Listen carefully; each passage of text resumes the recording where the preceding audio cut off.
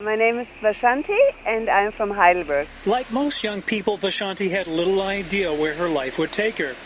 But right from her early years, sport was clearly going to play a major role. I'm a motion type of person.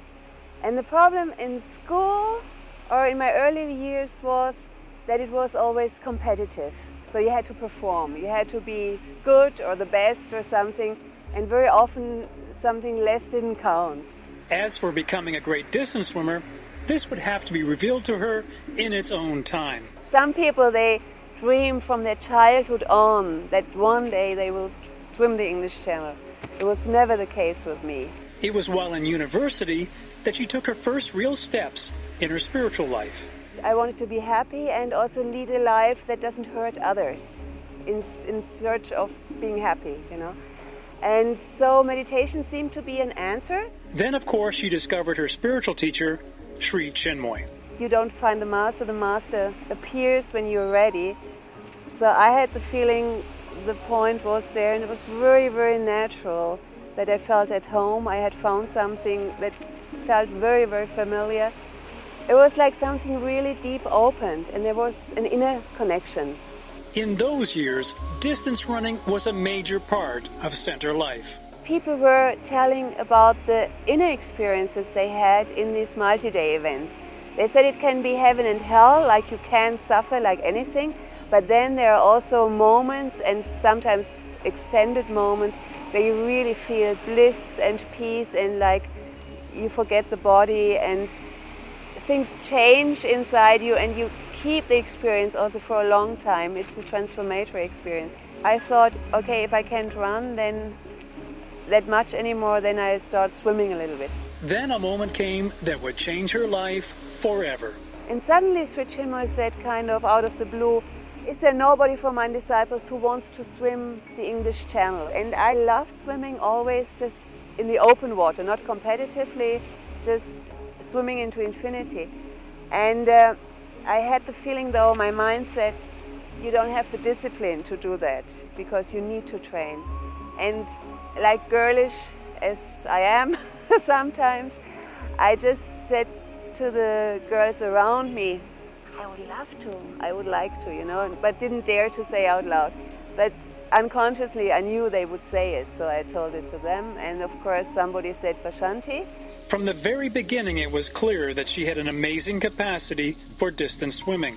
First thing we did to test our abilities and our spirit was the next day we packed a car and we went to Jones Beach and jumped into the water. And it was freezing cold at that time. And I still remember, I think I was the first in and the last out. So when I went to Dover, there also we had to do a test swim, like 7 hours in the harbor. And people thought I didn't have muscles. I looked more like fat, not muscles. And so my boat pilot even said, are you trained? And I just had done whatever I could. And then I did the 7-hour swim, and it went by so nicely, and I felt so happy in this choppy water, like totally delight, even in those adverse conditions. Nature, however, was not going to allow her an opportunity to attempt the swim just then. She would have to wait and come back to the channel in September. The spiritual part was a very important part in the whole channel experience. Like I meditated every time before training and after training, because I knew it wasn't my capacity. It was only due to meditation that I could use the physical to such an extent. And I just remember that the first 2 hours were the most difficult because then the mind is still operating. It's like you have to get into the flow. And after the first 2 hours, the time just passed so quickly. And after 6 hours, I could see both coasts. I could see the White Cliffs of Dover and I could see France. And they told me I was in the middle. And I couldn't believe it. And I just had this strong feeling that the swim had already been done. And I just had to finish it on the outer plane. After 17 hours of swimming, Vasanti would become the first disciple to swim the English Channel. She felt real strength and support from her entire spiritual family. That all the energy from Sri Chinmoy and also from all the disciples around the world who knew that we were in Dover attempting this really came to make it so easy and just delight. I know other people had many more difficulties in swimming the channel, and also the second time I did it wasn't the same feeling of delight. And I'm totally sure it was the energy of all my friends and team members, and especially of Sri Chinmoy. And like many who reach their goals, Sri Chinmoy inspired Vasanti by offering her an even more difficult challenge. The first thing that he said was not great what you did and things like that. He said, our goal is self-transcendence. That was one of the first things that he said. And I couldn't believe it, because for me this was just, okay, I had achieved this goal and that was it for now. And Sri Chinmoy was immediately thinking of the next step. But he didn't urge it upon anybody. He just, a couple of days later again, he was looking into the air and saying to us, what do you think about swimming the channel, biking 150 miles and running 2 marathons? Do you think it's frightening or challenging?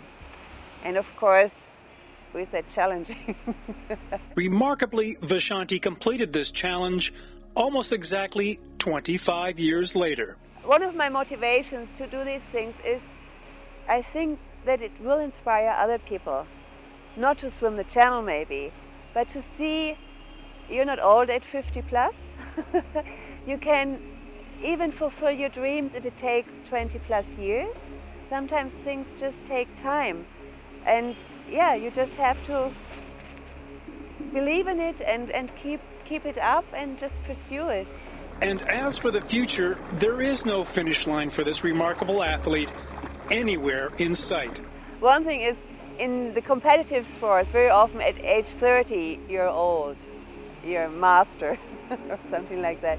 But actually in ultra distances, also in the swimming world, there are more and more people over 50 that are doing amazing things.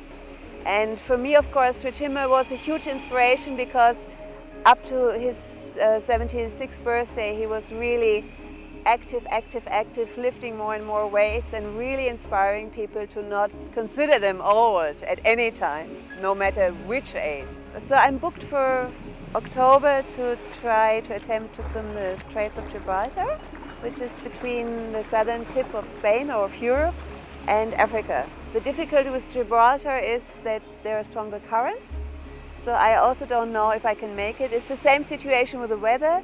You go there and you don't know if you can swim. You have to wait for the right winds, and sometimes the fog can come in. But the idea to do it was because I still have the idea of doing the Channel Triathlon, the big one I call it, from Dover all the way to Heidelberg. The last one was the small one. And you have to keep doing things and challenging your things to keep up your fitness. And also I feel for my personal life, I need certain challenges to go out and train and not just run 2 miles or something like that. And it really adds to my spiritual life. That's my feeling, absolutely. That if I don't do something on the physical plane, then also my spiritual life, my meditation, my discipline goes down. From Nha Trang, Vietnam, this is Inspiration News.